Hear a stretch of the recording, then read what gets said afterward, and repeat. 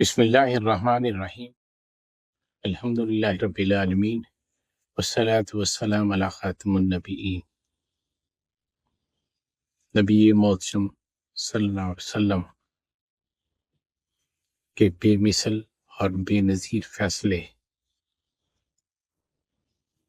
جو رہتی دنیا تک امن، سکون اور سلامتی کے معیار رہیں گے، ان میں سے ایک فیصلہ پیش کرنے جا رہا ہوں۔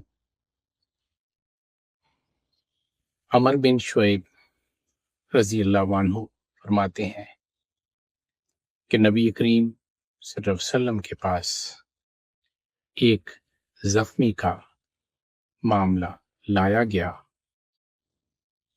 ایک شخص نے دوسرے شخص کو سینگ پاؤں پہ مار کر زخمی کر دیا۔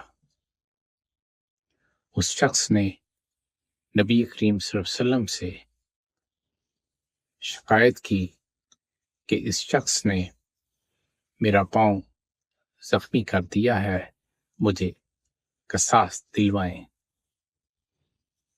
نبی محتشم صلی اللہ علیہ وسلم نے اس سے فرمایا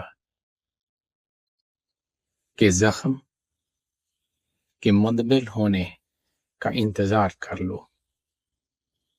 اس شخص نے اصرار کیا کہ مجھے قصاص دلوا دیں۔ نبی محتشم صلی اللہ علیہ وسلم نے اسے قصاص دلوا دیا۔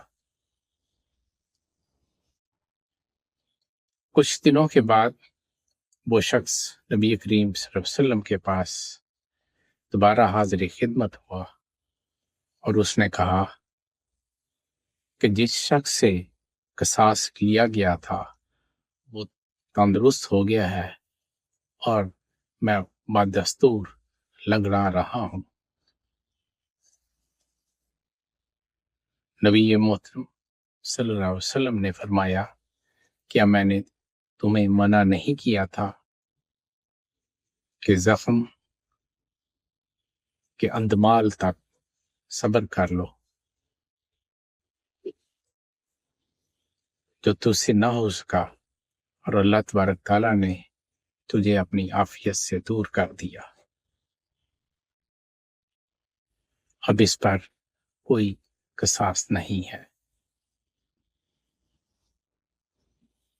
نبی کریم صلی اللہ علیہ وسلم کے اس فیصلے کی روشنی میں محدثین اور فقہاء کرام نے اس فیصلے کی تفسیر میں بیان کیا ہے کہ جب تک زخم مندمل نہ ہو جائے اس وقت تک قصاص نہ لیا جائے،